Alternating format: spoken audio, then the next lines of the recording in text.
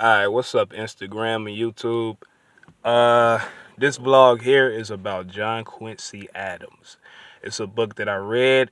It's a pretty decent book. It's a couple of flaws in there that I noticed, but it's a pretty decent, I don't want to say start, but what brought me to this topic, I wanted to rebrush over American history, and I was kind of confused where to start off at. But in reading the book, like when I first got it from the library, I'm going through the pages, I'm liking what I'm reading so far. I'm like, okay, that's perfect. Go ahead and pretty much start from the American Revolution or whatnot.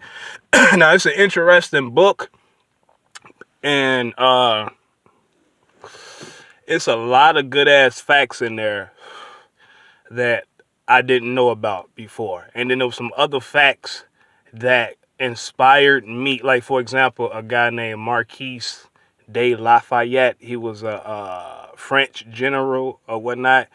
And, in reading about him, I thought it was perfect to include other people that I know about that has a relation to this guy. For example, James Amistad. I found out about him in 2015 when I was in Minneapolis, Minnesota. I seen his name on Facebook and I read about him. And that was the first time I ever heard about him, and I thought he was interesting. But as far as like this book going through the literature, there's a lot of things that they brought up, a lot of circumstances, battles, etc., diplomatic relations, and it just brought to my mind a whole bunch of other stuff. So I went ahead and did additional research and included a lot of fucking addendums or whatnot. But was supposed to put this vlog out, and I took a little minute to finally go ahead and record. So it's certain things that I decided to condense more so toward the end of the book or whatnot. But we'll get to that in a second because I end up talking for a while. It's so many different ways to start this book because they pause a lot in the beginnings and they reflect on the history of John Adams' lineage as far as his family. They go back as far as the 12th century or whatnot. But the part that I'm going to start off at, because it's still the beginning of the book, is pretty much 1755, when John Adams finally graduated from Harvard University. Now, just to make it simple and quick, because I'm going to try to do this vlog, it's difficult. I'm going to try to do it with absolute brevity, but at the same time, I'm going to try my best to be as thorough as I can. You know what I'm saying? So as far as like 1755, he had graduated from Harvard University. He wanted to start a law firm or whatnot. So the first place that he moved to was Braintree, Massachusetts, which is not really that far from Boston. And this location is going to become even more relevant very soon. But as far as Braintree, today it is called Quincy. You could look it up on the map. Back then it was called Braintree. When he moved there, he eventually met the woman. he eventually met his wife, a lady by the name of Abigail. Now, as far as like Abigail's background, she didn't have the academic formal education that John Adams had. But as far as the author of the book, he pretty much described it to be a very studious woman who read a lot. She was into poetry. Sometimes she would write poems as well. So as far as like her mind prowess, she did serve as a complimentary to John Adams. As a matter of fact, before I go further, I want to point out, like, they got, let me relight my cigarette. I can't even see my face. I want to at least see the flame. As far as, she had a lot of interesting quotes in the book. Like, very shortly, but later on, like when John Quincy Adams, as a child, 10 years old, when he was on his way to Europe with his father, one of the things that she had said to him was that as far as like when you she said, when you open yourself up to new experiences, you open the heart up to feed the mind's thirst for knowledge. You know what I'm saying? And even though she got many other good, interesting quotes and things that she said in the book, and also a lot of stuff that she did later on. That quote within itself, I feel like that's sufficient enough to really measure her mind prowess. You know what I'm saying? Like, she didn't get that from a book, but it was also like a window or opening into how she thinks. You know what I'm saying? Like, as far as education, that was something that was greatly instilled in John Quincy Adams. John Quincy Adams was literally, and this is not embellishment, not that I embellish, but as far as John Quincy Adams, he was literally a precocious child reading first-hand literature at the age of 10, and also learning to speak German, French, Latin, etc. You know what I'm saying? Like, as matter of fact, I'll touch on that in a second. But going back to Abigail, yeah. So he met her in Braintree. About, like, I want to say, a little bit over almost a decade later. What was it? In October of 1764 is when he ended up marrying her. And then, like, 8 months from that point, which would be July of 1765, they gave birth to their very first child. Now, her name was also Abigail, but they nicknamed her Nabby just to, keep confusion down or whatnot. So they had her in 65.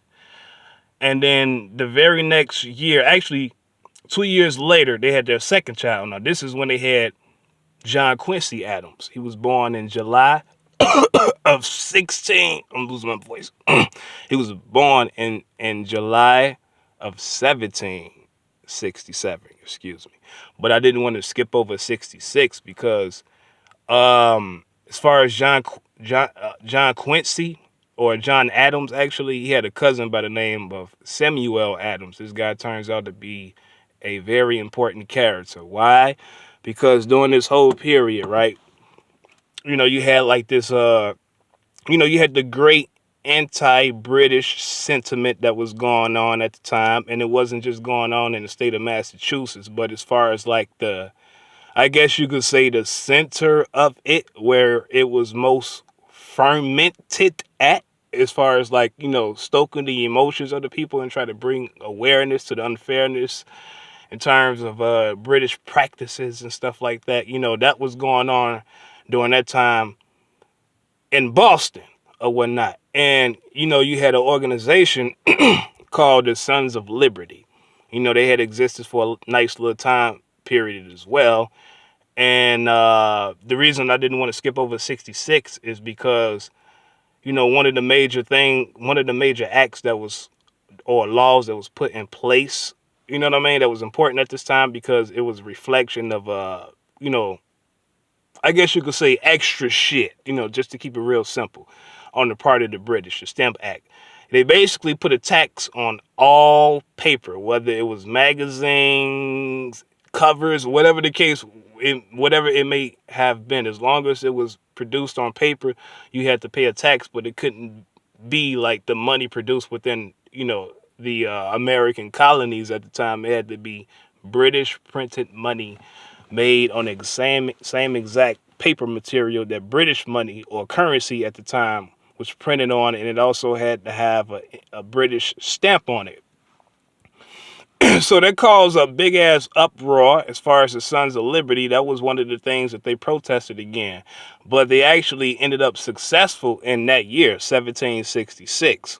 And they finally got the law repealed. Now, once they got that law repealed, according to Wikipedia, this is when they disbanded or whatnot. You know what I mean? So that's the relevance of the year. That's why I didn't want to skip it. But you still had this sentiment at play still.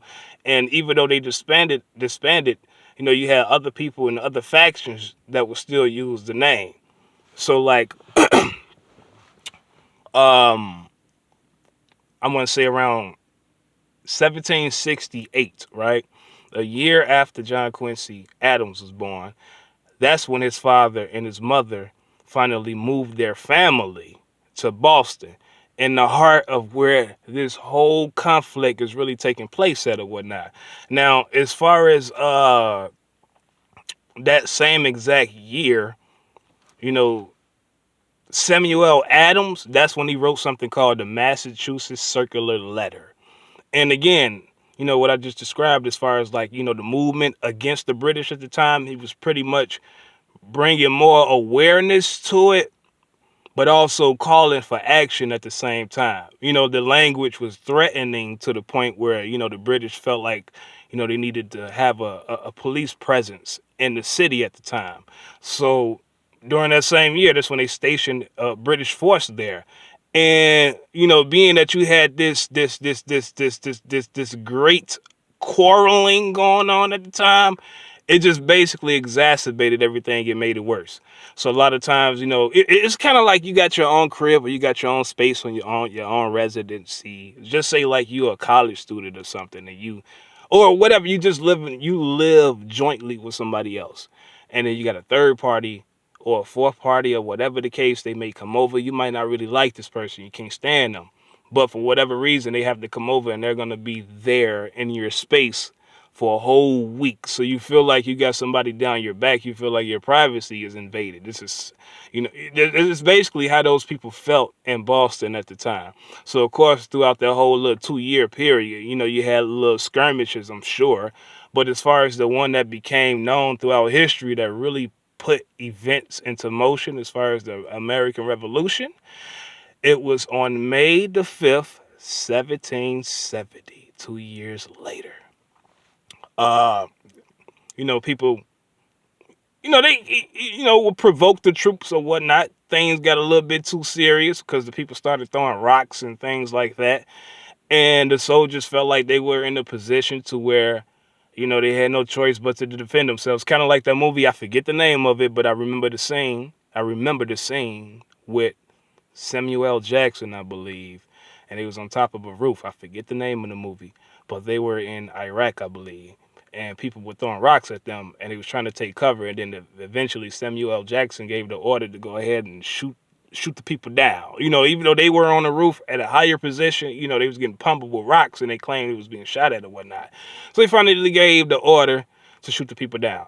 Now, as far as like these soldiers in Boston on May 5th of 1770, it's kind of like what they went through. They felt like they had no choice but to engage the population.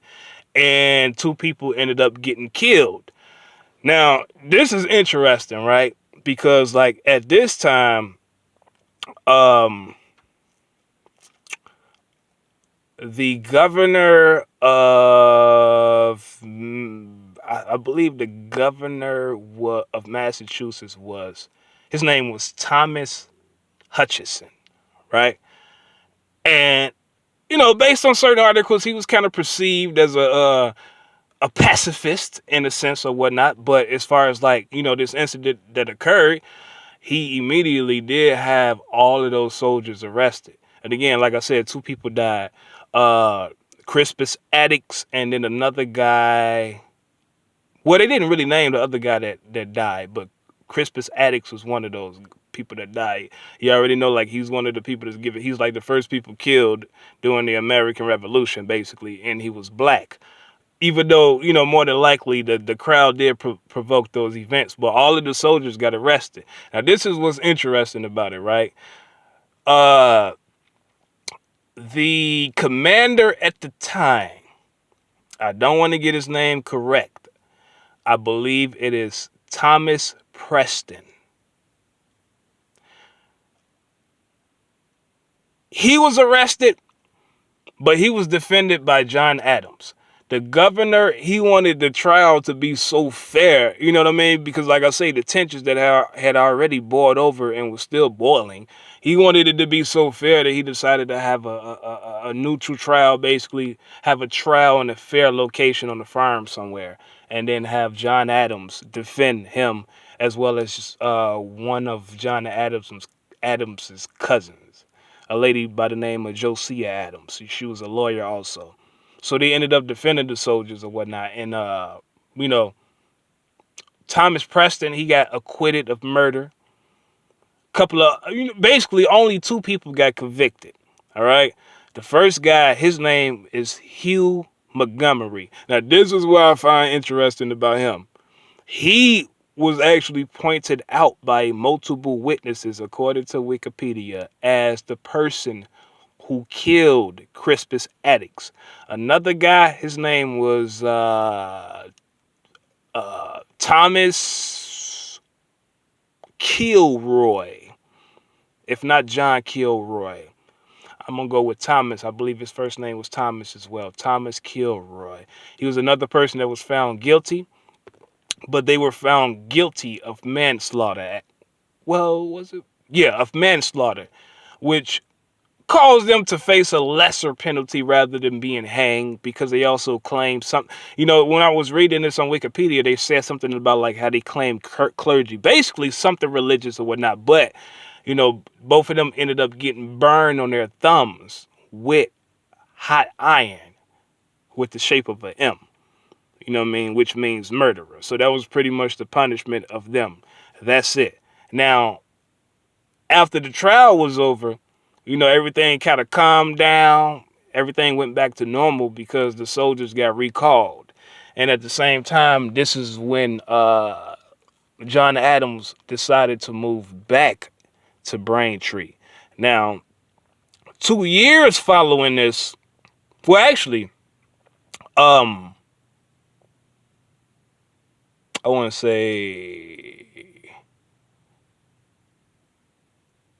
yeah, about 2 years, and excuse me if I say the number incorrectly because it's late right now, but 2 years later, in 1772, this is when John Adams himself, because he was also somebody that shared this sentiment, you know what I mean, as far as like the anti-British sentiment, he had also wrote something to where he was pretty much calling for the same awareness that his cousin Samuel Adams was calling for, 4 years prior, that made, the British, have a troop presence in Boston and whatnot. He was pretty much just calling for the same thing. And I want to say a year later, in 1773, December of that year, is when the Boston Tea Party happened. It was because of the taxes upon tea, and the people got so fucking mad because you had like 3 ships in the harbor. The people got so upset and angry that they got on to these ships and they dumped $1 million worth of tea into the harbor. It pissed off the British people so fucking bad that I want to say like the next year in what was that? May 20th of 1774. May 20th, 1774. That's when they passed a law called the Massachusetts State Government, or the Massachusetts Government Law, or something like that. But it was basically a law, created by the British at the time. Because like 1774, I believe this is probably around, I think this is probably before this Massachusetts government law, but in that exact year, as far as like the overall British commander of North America period, his name was also Thomas Gage, or Thomas Cage, and he had took over Thomas Hutchinson's position as well at the same time. So as far as like May 20th, this Massachusetts government law, it was pretty much like this. The normal legislative process, or not even just that, but like the election process, was modified. From that point, the law made it to where people, as far as like officials, they will be placed into those positions rather than elected. And that pissed a lot of people off. And then, like, later on after this, down the line, many other laws were passed.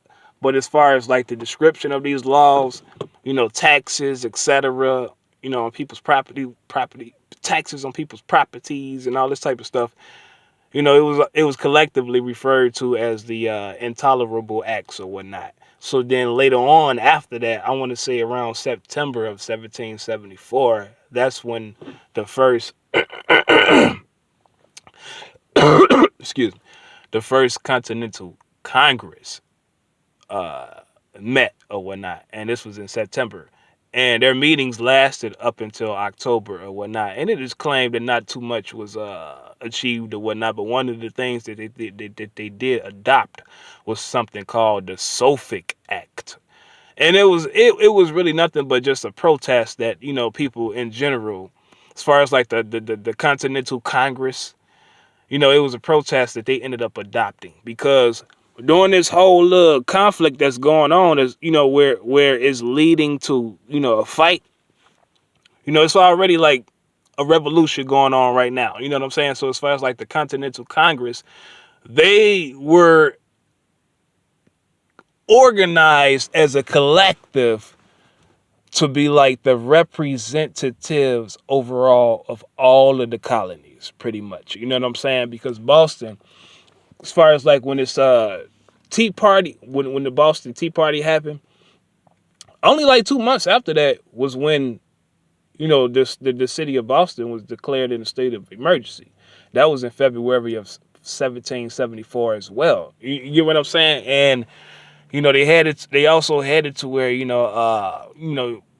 they kind of like postponed commerce in order to starve the people, because they wanted them to pay. They wanted them to pay the British back for that $1 million worth of tea that was lost or poured into the harbor. And if they would not pay them back, then the city would be pretty much locked down. You know what I'm saying? So as far as like the first Continental Congress, they organized, they came together, they had their meetings, basically saying get ready for, war or a major conflict with the British or whatnot. So then the next year after that, in 1775, I want to say, what was that?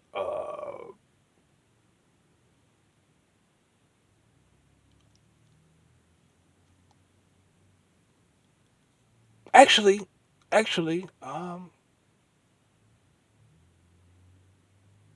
don't want to get the date confused. I think May of 1774 is the second Continental Congress. As far as the meeting they had, that's when they had the second Continental Congress. But again, um, as far as like Boston being declared in a state of emergency, that took place February of 1774. So then, no, you know what? I'm tripping. No, the Massachusetts Government Act was put into place May of 1774. Actually, the very first Continental meeting happened later on in that year in September. So I am tripping. September through October. So I was correct the first time. Not too much was done, but like I say, they adopted the Suffolk Act, or the protest of not accepting, or like boycotting actually, British imports, just like they did with the tea, pretty much. So that was like, and also as far as like this time frame, I would say that's also during the period where they were getting ready for war, because later on, as far as like events that took place once the battle started, you got the Dutch government, or the Netherlands, or Holland as they were called at the time, and they had an island called Saint Eustatius. And it was one of the islands, or one of the main ports from where they would transport, especially merchants. The merchants would transport weapons, you know what I mean, war materials that became a big issue, as far as like the British worrying about people supplying the Americans, who were considered rebels at the time, right? Now, going back to this time, just before September, by the time you get to August of 1774, now this right here is based on Wikipedia articles. Now the reason why I'm bringing this up, because aside from like the laws that the British put out there, and then what took place as far as the most notable event, which was the Boston Tea Party, on this side of the fence, I'm explaining the background as far as like the quote unquote American rebels and what they were getting ready for. So as far as like Wikipedia, they say like, They got a lot of their weapons from the Dutch. As far as like August of 1774, I want to say is when it's reported actually that is when the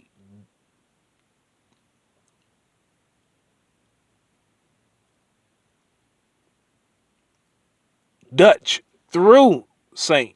Eustatius, was supplying Americans with weapons. And then, like a couple of months later in October, is when American ships were spotted at the harbor of Amsterdam at the time. You get what I'm saying? So you got this underground supply.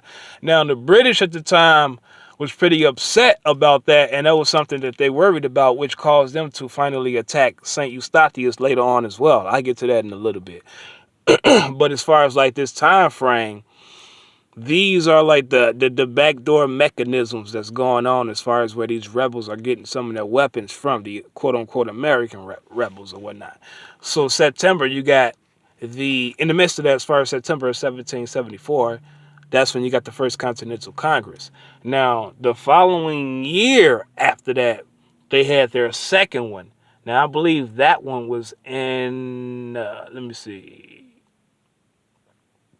It was in early 1775. And I'm not going to cite the exact month, but it was before the first battle that took place at Lexington and Concord. And that was on April, that was what? I think April of 1775.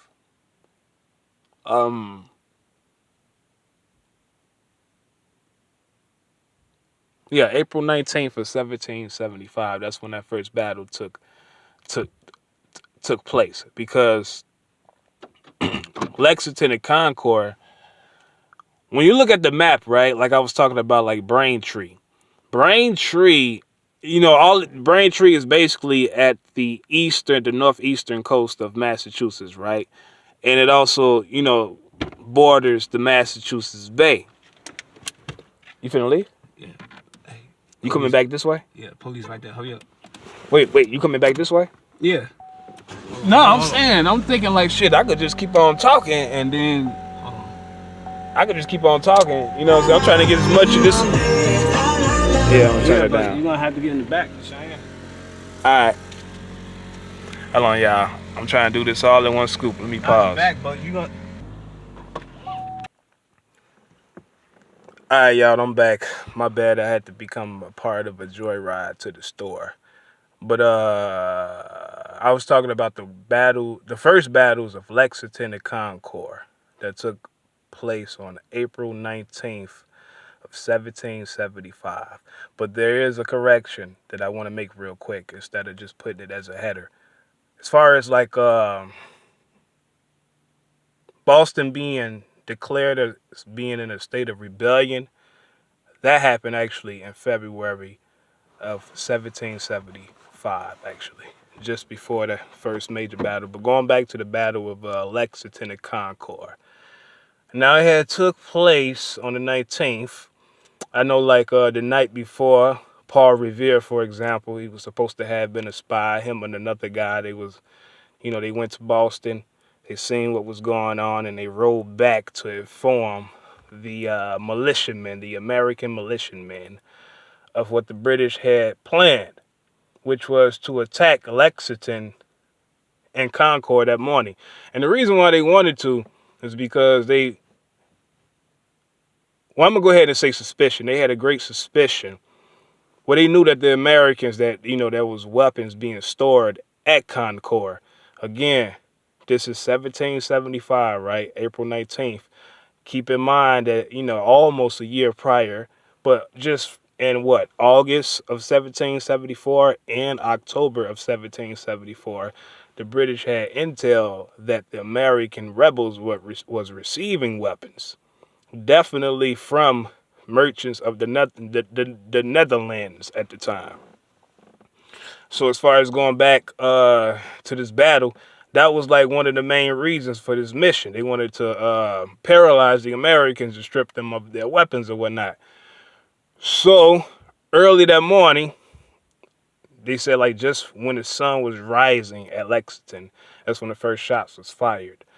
And about 8 militiamen, I believe, got injured. And I think the British only suffered like 1 casualty or whatnot. But then they pulled out from Lexington and then they went into Concord or whatnot. Now, as far as like the soldiers that had went to Concord, again, this is something that I cross-referenced just to get a little bit more details about it and refresh my memory. Like they were saying, like when they got to Concord, it was a fight, but it wasn't really too much of a resistance there. So they pretty much occupied it and they searched it thoroughly for weapons or whatnot. But again, because the American militiamen already had intel that they knew about this weeks before, that the British found out that they had supplies there in Lexington and Concord, so they moved their weapons or whatnot.